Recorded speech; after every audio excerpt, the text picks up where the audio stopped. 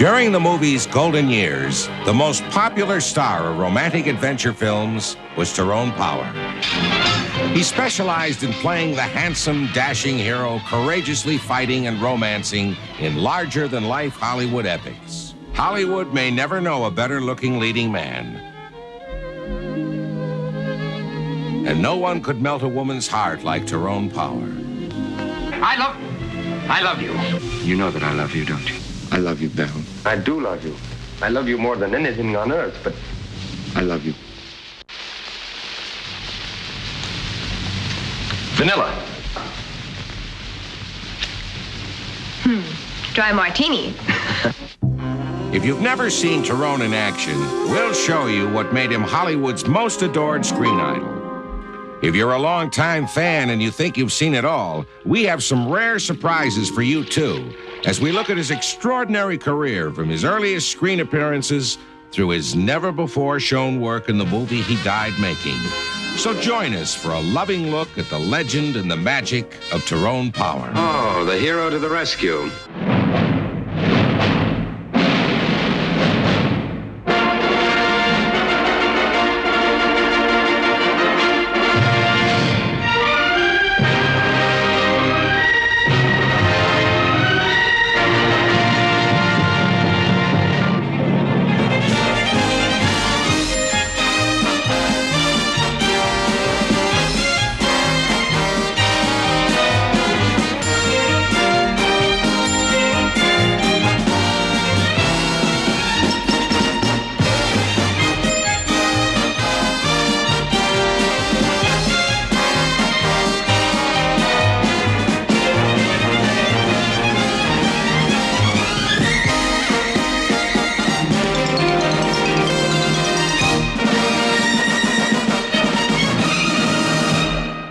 I'm Tyrone Power.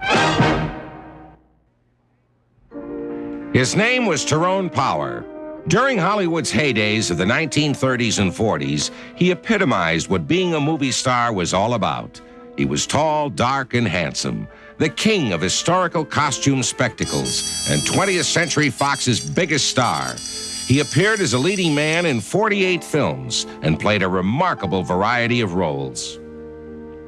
He thrilled movie audiences with his stirring portrayals of everything from a bullfighter to a fighter pilot, a doctor, outlaw, political boss, pirate, carnival huckster, and the legendary swashbuckler Zorro. His appeal was universal. He could play a Spanish explorer, or an Indian Maharaja, a French diplomat, or a phony Russian count, a South Sea adventurer, a British officer, a Canadian Mountie, or an American war hero. The studio even made him sing once.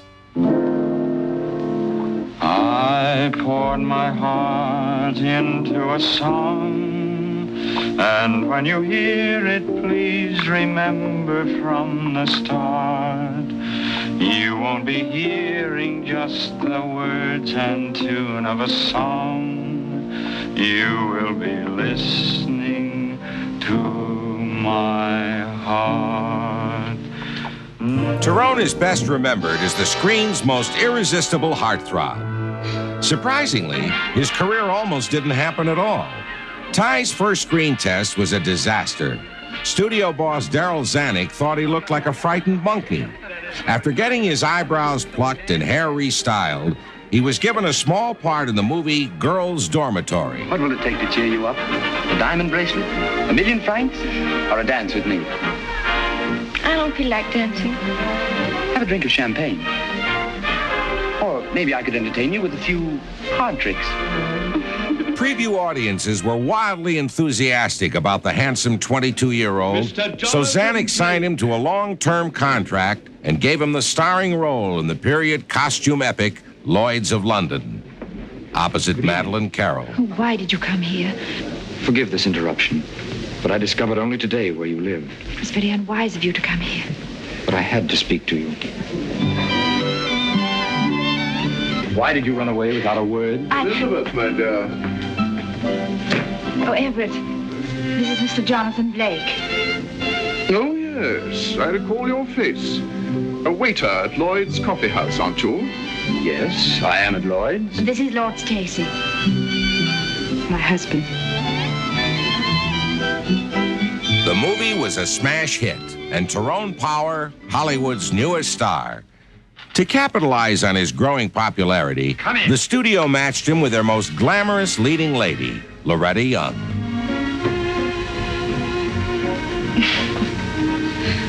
That's a pretty tie you're wearing. The public loved the chemistry between the stylish pair, and they made 5 movies together in rapid succession, including this classic screwball comedy, Love is News.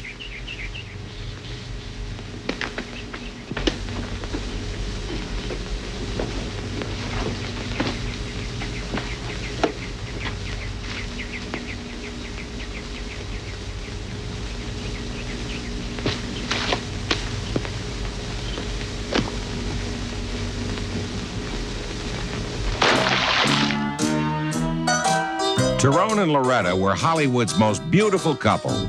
Their studio-created romance filled fan magazines of the day with juicy stories of their on- and off-screen exploits. His inscription reads, "Following in my father's footsteps." But actually, there had been 2 famous Tyrone Powers before him. His great-grandfather, a 19th century Irish comedian, and his father, a Shakespearean actor whose rare screen appearances helped inspire young Tyrone to become a movie star. Born on May 5, 1914, young Tyrone was always serious about acting. He appeared in his first play at the age of 7, and as a 15-year-old movie usher, he kept a notebook on every movie he saw. His mother encouraged and tutored him, and they remained very close. Tyrone used her picture in this scene from Johnny Apollo, and she in turn gave the studio his baby pictures to use in Crash Dive. Oh, look at that. A demon, an imp of Satan if ever there was one. Well, if you don't believe me, look at that. How adorable. No. That's all. It's all for tonight. While filming the movie Suez in 1938, Tyrone fell head over heels for his leading lady, French actress Annabella. At your service, mademoiselle. Make him bring back my little house. My clothes are in it. Well, why don't you come out and get them yourself? Shame on you. My dear young lady, I don't mind seeing you in your bathing dress. Oh. Shame on you. It's none of your business. Go away. Good afternoon, mademoiselle. In April of 1939, she became his leading lady in real life, too. Tyrone's wedding to Annabella was a media event, even back in the days before television. 20th Century Fox realized the name Tyrone Power on a marquee meant money in their pockets. He was chosen to star in the biggest, best, and most lavishly produced movies the studio turned out. In any role, they could count on Tyrone to be charming, dependable, and totally believable.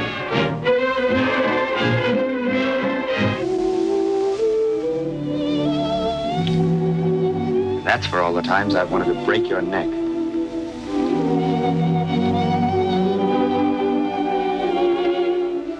And that's for all the times I've wanted to slap your ears down.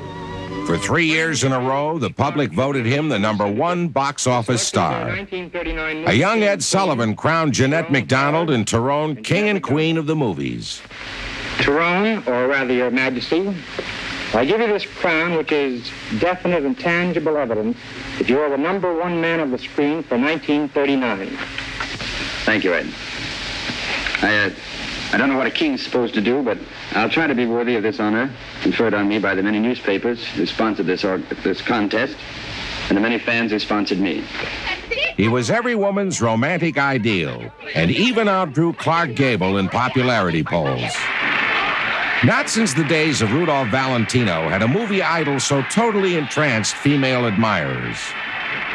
When Tyrone remade Blood and Sand, he drew himself into direct comparison with Valentino and emerged having inherited the title of screen's greatest lover. Movie fans by the millions would turn out to watch their hero make love to dazzling screen beauties like Rita Hayworth or Maureen O'Hara in The Black Swan.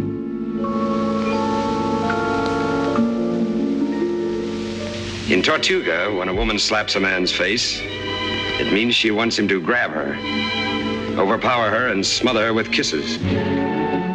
Get out of my way. Please, do me a favor, and don't make me angry. I'm trying my hardest to behave like a gentleman.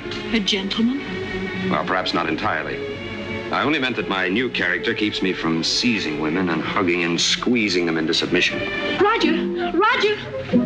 Darling, I've been hunting everywhere for you. Take me home, please. Has this fellow been insulting you? Yes. Oh, the hero to the rescue.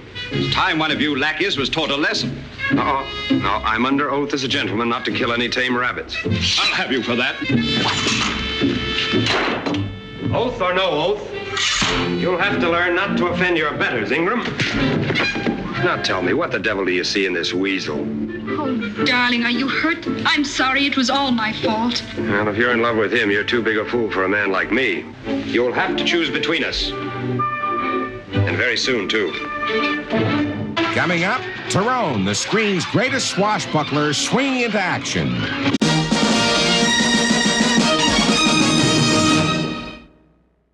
Howdy. What's your name? James. Jesse James. You're making a mistake, Jesse. A big mistake. Please, Jesse. I'm sorry, Zeev. When anybody does anything to me, I just got to do something to them. I can't help it. As long as I live, I'm going to hate the railroads. And right or wrong, law or no law, I'm going to try to make it sorry for what it done to me. Jesse James was Fox's biggest hit of 1939 and made Tyrone Power Hollywood's hottest star. He was at the top and still only 24 years old. To make the film look more authentic, the studio shipped everyone 2,000 miles to Pineville, Missouri. What they hadn't counted on was that Tyrone Power was the biggest thing to hit those parts since the real Jesse James. As many as 5,000 fans would turn up each day to watch the Hollywood folks shooting movies. The crowds finally forced them back to Hollywood. So when the studio made Son of Fury, instead of filming on location, they just built a South Sea lagoon on their back lot in Beverly Hills. Yes. With Gene Tierney and Tyrone Power on the screen, who looks at scenery? L-O-V-E.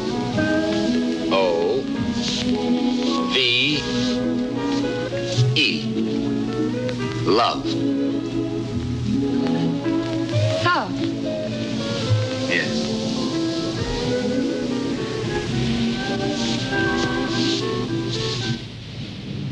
He created an image of the brave and dashing swashbuckler that has never been equaled. He's best remembered for his dual role as Zorro, masked avenger by night,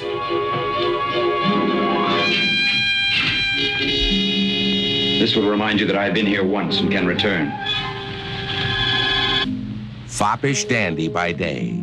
You're more lovely, more radiant than a morning in June. Surely I must be dreaming. You are Zorro. We have a hero with us.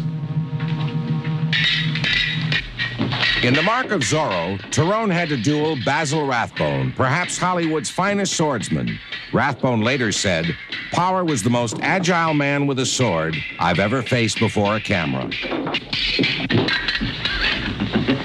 It's a good effort, Capitan. My next will be better, my fancy clown.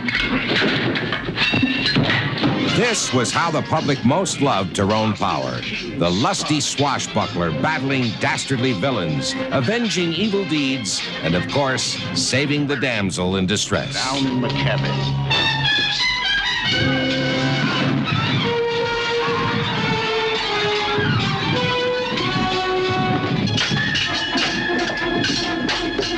By the time The Black Swan reached theaters in 1942, Tyrone was off on his greatest adventure.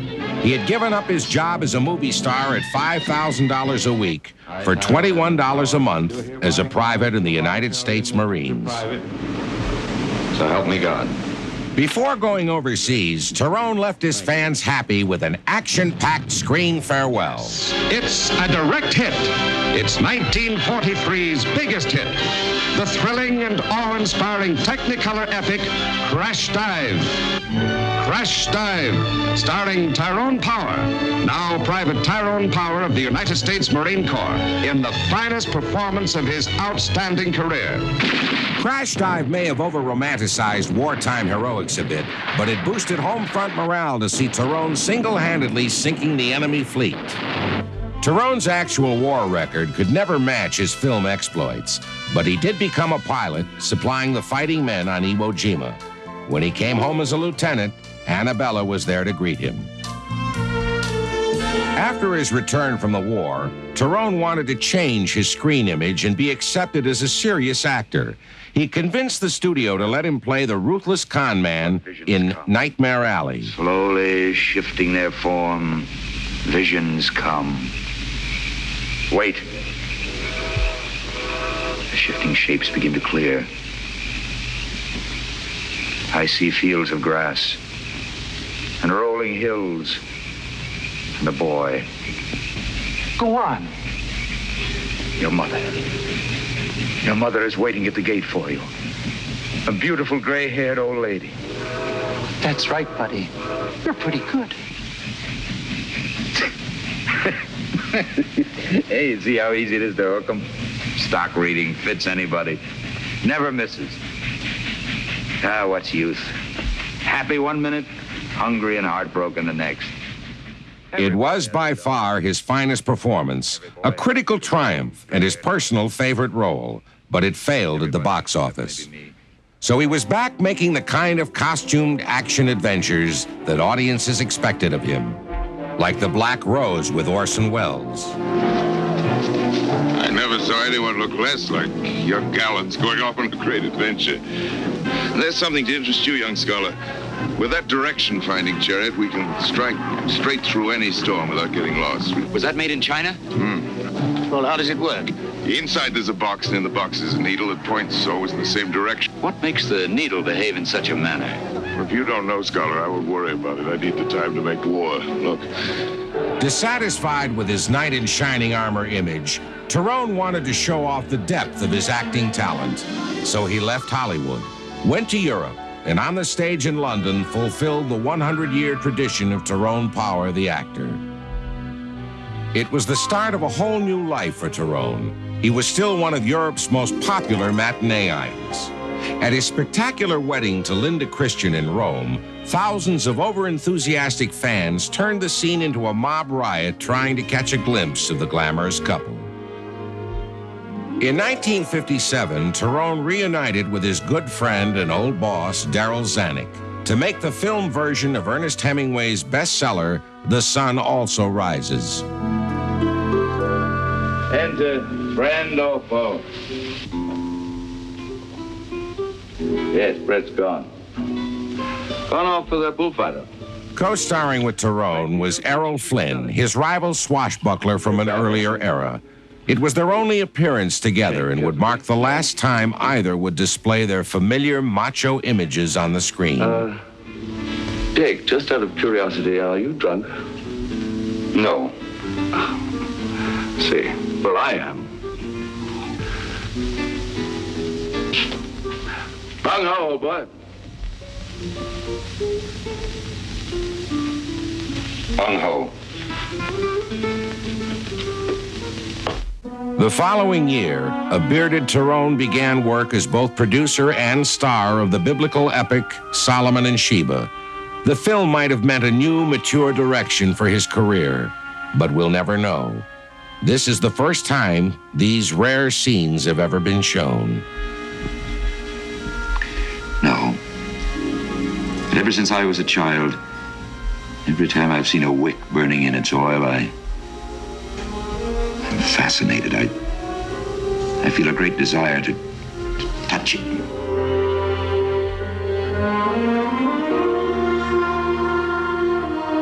On November 15th, 1958, the flame of life went out. While filming a dueling scene, Tyrone suddenly stopped the action, clutching his chest. Within minutes, he was dead of a heart attack. Only 44 years old, he died maintaining his legendary screen image, sword in hand.